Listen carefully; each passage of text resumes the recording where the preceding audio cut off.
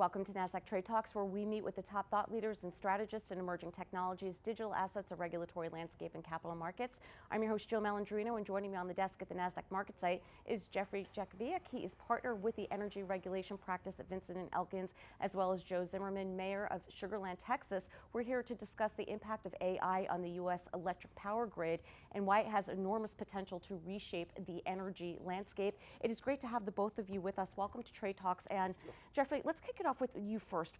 We know the potential that AI has across multiple industries, but there's certainly going to be an impact on the U.S. electric power grid. It's a national, state, and local issue. Very much so. Thanks for having me, first of all.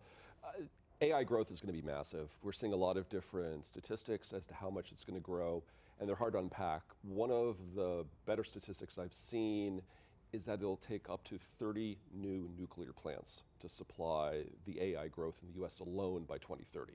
And that's a massive, massive amount of generation. Yeah.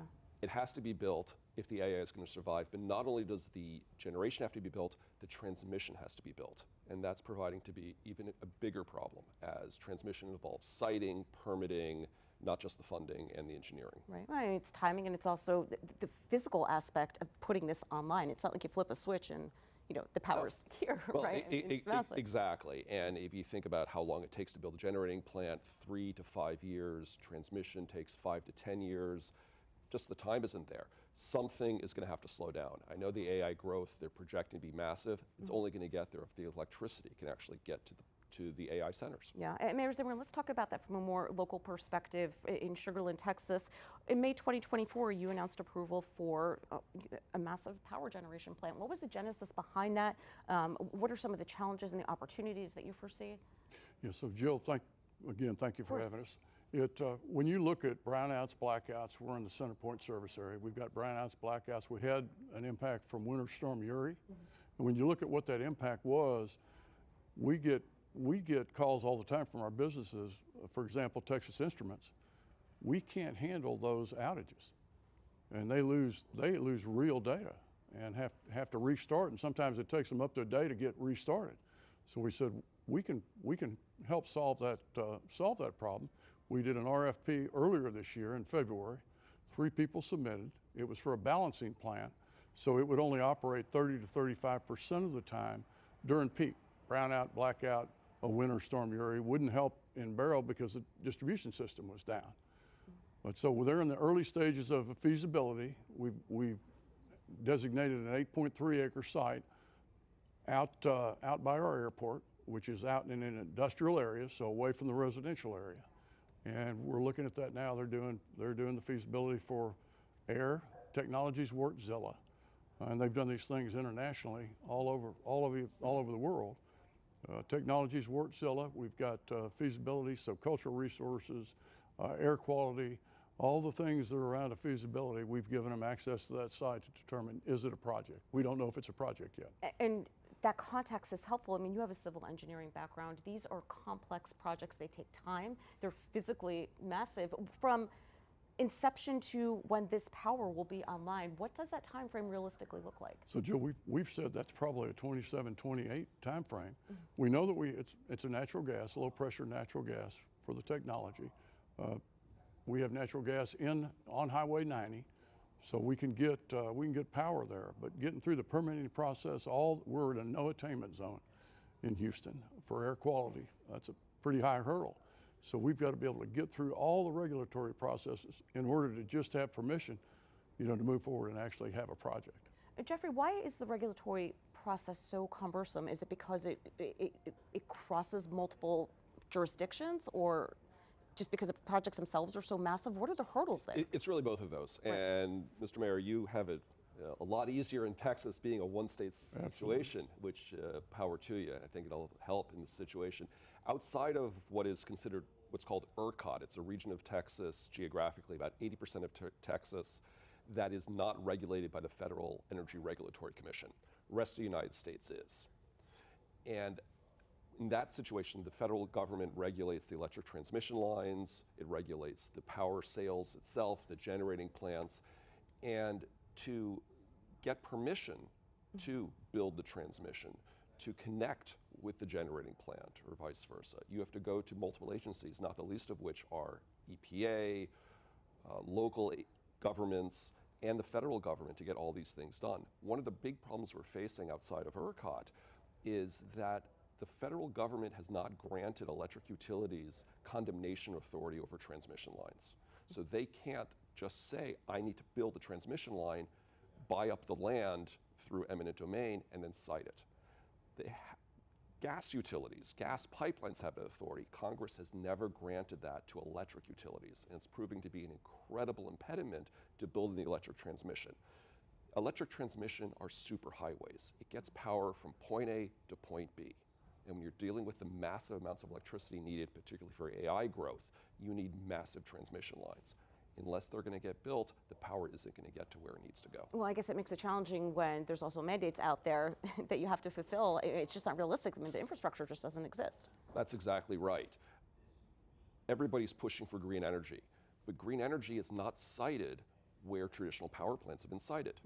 Solar farms are sited out in the middle of nowhere, not necessarily where power plants used to be sited. It has to get the power from those remote locations to the load centers, to the cities. You have to build new transmission lines to do that. Right. And so it's great.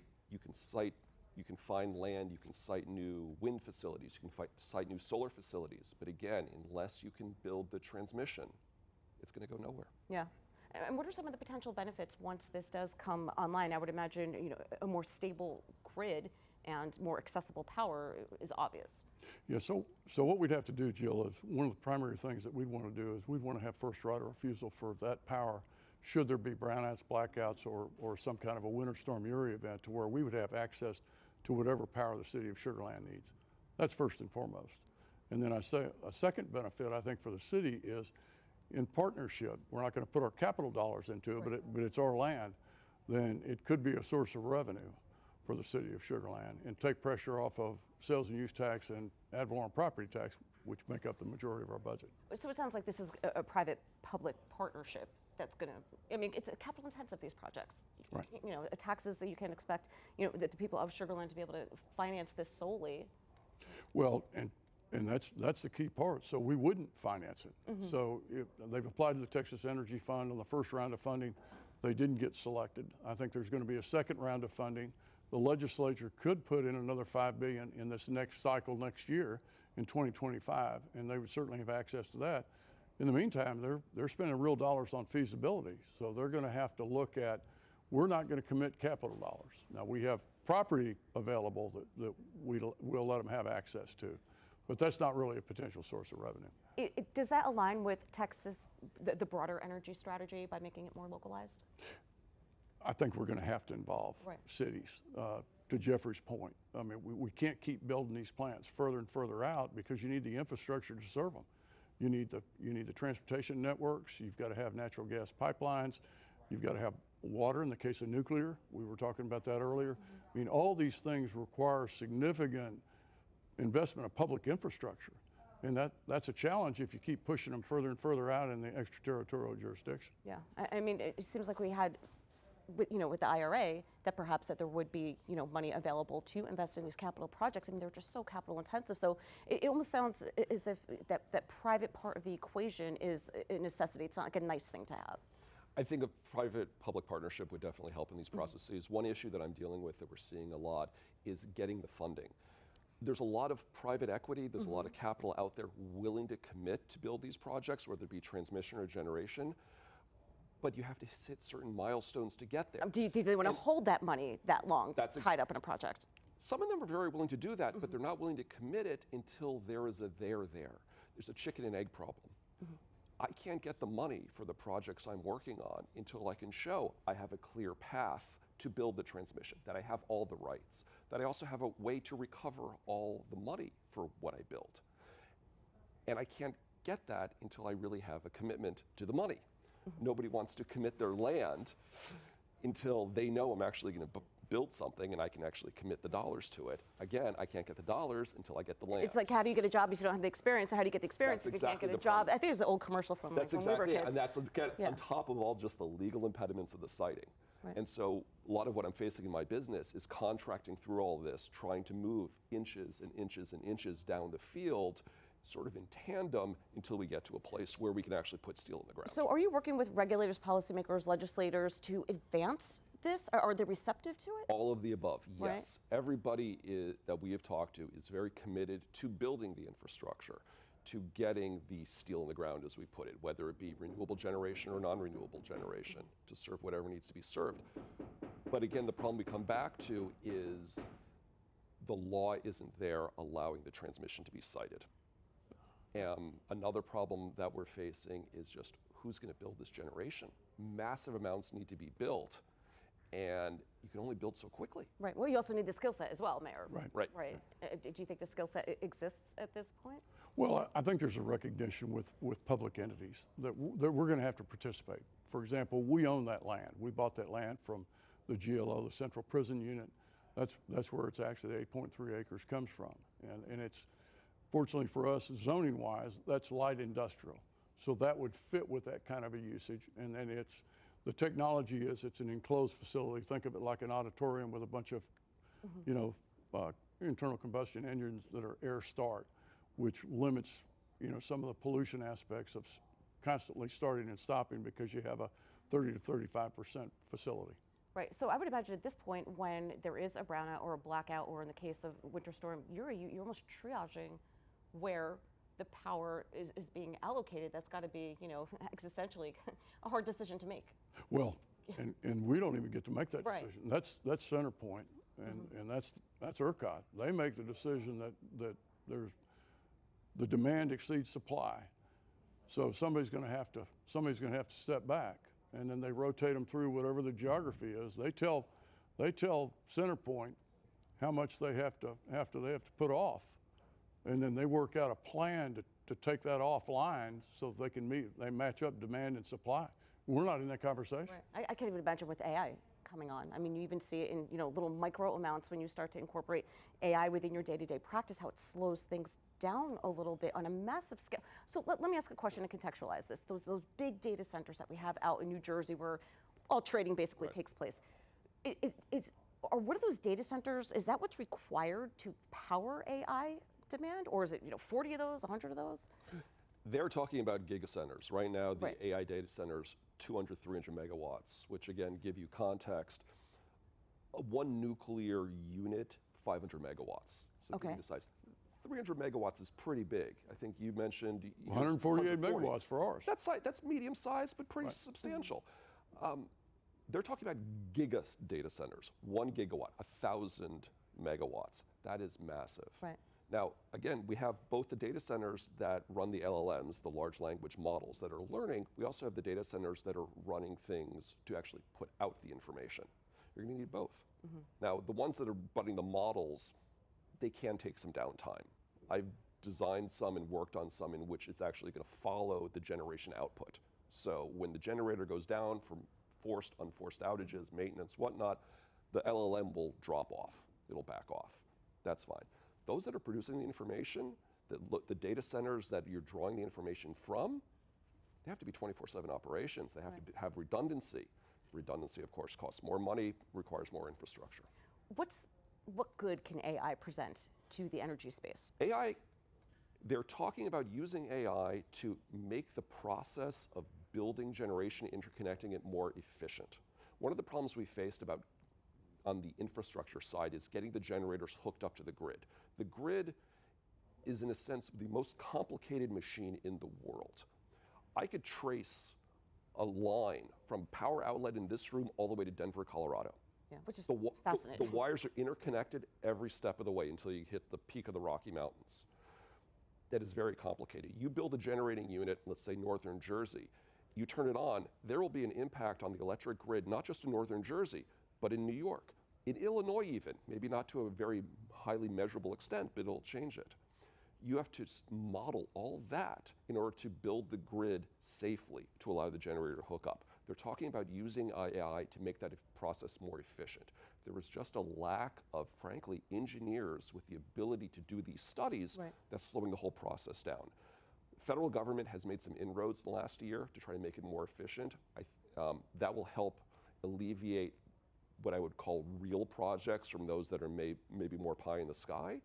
but still you need the engineers to run the studies. And they're talking about using AI to do that. I think it will help, but still, you got to build. AI can't build something in the ground. It can just study it. Well, and that's why I brought up your background in civil engineering, because you understand, designing is one thing, but actually, practically applying these skill sets to execute on it is something very different. Yes. Yeah. So when you look at Jeffrey's point, so if you have a computer model that optimizes the grid, it's going to tell you where the plant should go. It's going to help you with siting. It's going to tell you where are the issues with distribution. Do we have enough capacity? Does it change the rest of the grid in that localized location? Much less if it changes it within the grid as a whole. And then if you look at Texas, because we're independent, then we've got our own model, and we've got to analyze our model because it's only the El Pasos and some of the fringe cities that are on some of these other grids that Jeffrey was talking about. So we've got our own internal system that operates independently. Some ways that's good, and some ways that's not good. I mean, you talk to someone who's a layperson who doesn't understand civil engineering, it can make your head spin. So it sounds great on paper, but like anything else, it's easy to sit in front of a camera, but you have to be able to carry conversation. To wrap up here, Jeffrey, is there any light at the end of the tunnel, right? Or do you think the legislation will be created? It'll be a little bit easier to execute these projects. I think Congress will change the legislation potentially in the next Congress, if not the one after, to provide for eminent domain authority to build transmission lines. That will kickstart a lot of these processes to get the steel in the ground. The AI is coming, the demand growth is there. The history of the United States economic growth is a history based on energy and where energy is available. You see where plants got sited, where energy was available. It's going to come. May not come by 2030. We may not have the growth that we expect by then. It's going to come. The energy will find a way to get to the demand. Right. So, and Mayor Zimmerman, that makes sense to me, right? If I'm coming to you with these proposals, you know how many jobs I'm going to create? Do you know that's going to increase your tax base? How it's going to reskill your local workforce and grow the local economy? To me, it sounds not a no-brainer, but because it takes time to make this happen. But I feel like when you're speaking to your constituents or experts such as Jeffrey speaking to local politicians and so forth, that's what I would want to hear. Absolutely, public-private partnerships. Jeffrey alluded to it earlier. We've been cutting edge on public-private partnerships. AAA Ball Club. We've got Smart Financial Center. We've got other examples where we've done that. So we're comfortable in that space, and we're comfortable. Our staff's comfortable looking out and saying, okay, here's an issue that business is bringing to us. How do we solve it? How do we help solve it? We can't solve it by ourselves, but we can use those tools available to us, a piece of land, and negotiating tools to help solve the issue. All right, we'll leave it on solutions. Appreciate both of your insights. Thanks for joining us on Trade Talks. I'm Jill Malandrino, Global Markets Reporter at Nasdaq.